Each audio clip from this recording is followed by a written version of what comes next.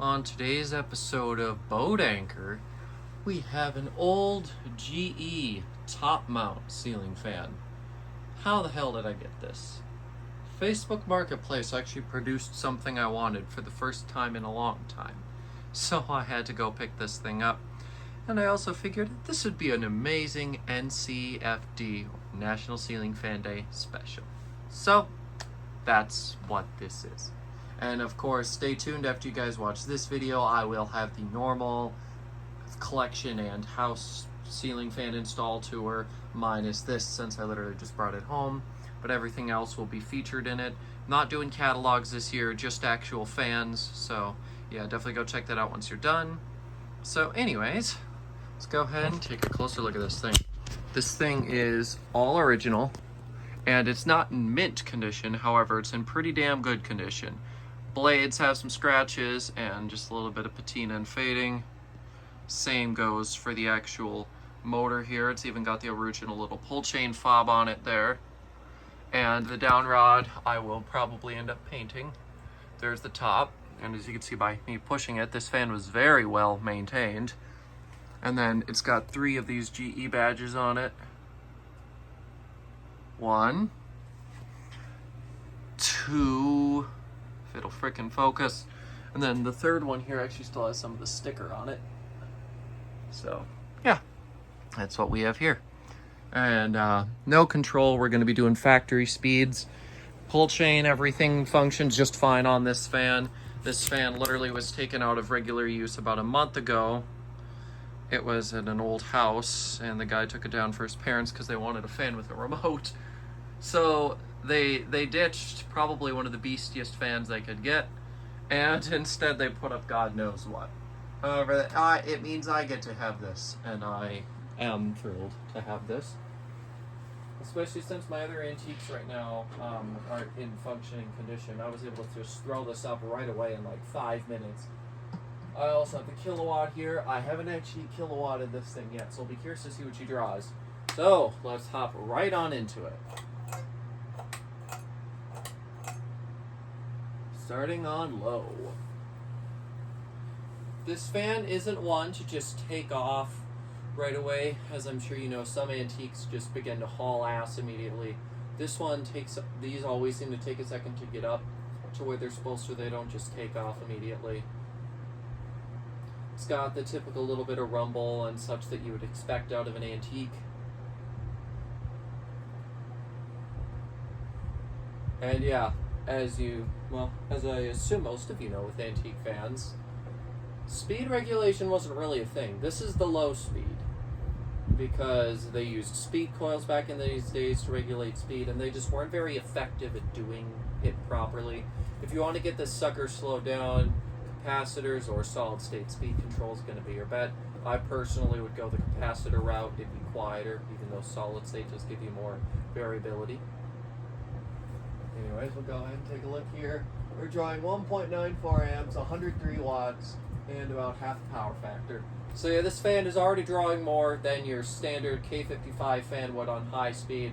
And of course, it's also probably outperforming them.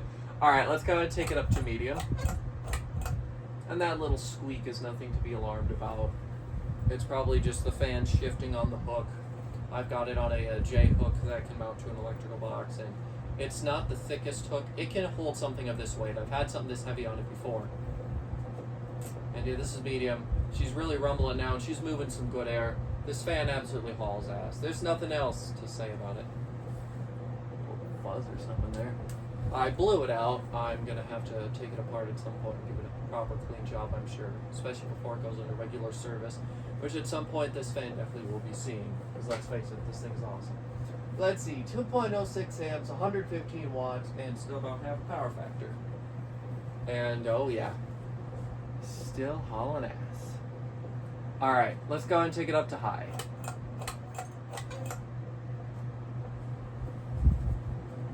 Also, it could be the canopy scraping on the electrical box, that noise. And yeah, this is high. And sweet Jesus. This thing's incredible. It's well balanced. You know, it's in great shape. It runs great. I really couldn't have asked for a better antique. And the thing only costed me I don't know. I was gonna use one of them fancy references, but I don't know which president's on the goddamn $100 bill. Yeah, I'm a low socioeconomic peasant. I get it. Anyways, let's see. 2.16 amps. Actually, no, jumped up to 1.8. 129 watts, and still about half power factor. And it's powerful. This beats any fan that I own, literally. And we will now go ahead and get close up here.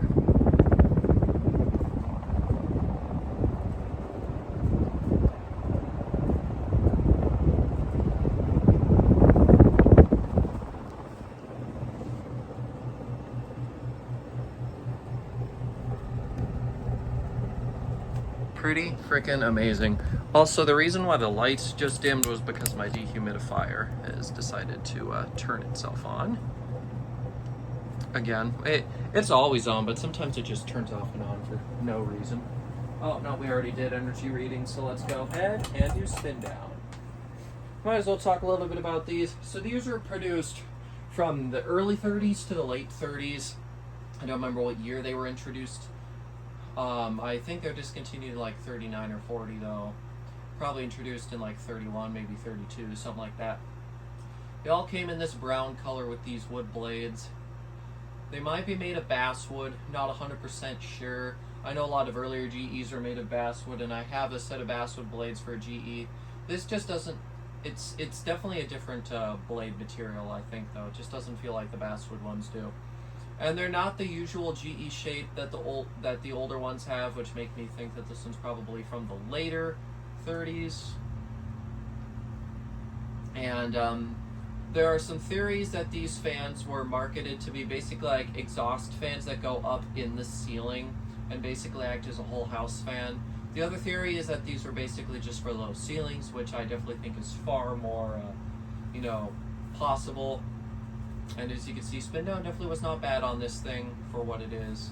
And you know what, while we're talking, I might as well fire it up for a little bit here. There we go.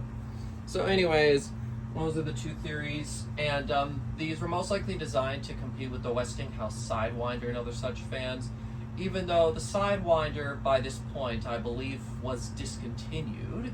So that doesn't make a whole lot of sense on why. I guess they just want to innovate. And that was something GE would always do. They would innovate with their fans, you know. They didn't just have the standard fan design that they stuck with for ages, like Hunter and Emerson to some extent. These guys did their own thing. They had this. They also had the contemporary type fan, which basically it was just like a standard 4-blade fan. The blades would mount on the bottom, and then there was like a little dome that would basically mount on the bottom. It wouldn't spin, but it would conceal the blade mounting hardware, and I believe like the snap switch or the pull chain, I think it was a snap switch, would come out of the bottom of it. And it was basically designed just to be a little bit more of a streamlined fan. And then obviously they had their standard fan, which I actually do have. I have one of the later ones that was basically an experimental drop flywheel. It wasn't one of the ones with the GE vents. And that one is also rather uncommon. That fan works, I believe. I just need to put some wires on it and put the new switch in for it. But yeah, so GE definitely had quite a few interesting fans. I do believe these also came in a 6-blade version. I've never seen one. However, according to some old AFCA forum posts, I was able to determine that one has actually been seen, so I can confirm that those were a thing. So yeah, that's really about all I have to say about this fan. It's so cool. I'm so excited to own it. I love anything old and antique, I honestly do. And really am starting to prefer them a lot more to the modern fans. They're just so cool. I love them so much. Just a lot more history behind them, and just so much more I don't know. So much more to learn again. Just like I started when I started learning about more vintage fans years and years ago. So it's definitely been a lot of fun bringing more of these home. And hopefully there will definitely be more to come. So anyways, with that, I'm going to go ahead and end this video. Make sure to have yourself a happy National Ceiling Fan Day, and don't forget to go and check, because if it's not out already, pretty soon it will be out. The full collection tour, you will see every single ceiling fan, portable fan, battery powered fan, whatever it is. You'll see every single one in that video, and it'll only take about 20 minutes of your time. So if you're interested, definitely go ahead and look for that. Thanks for watching. Goodbye.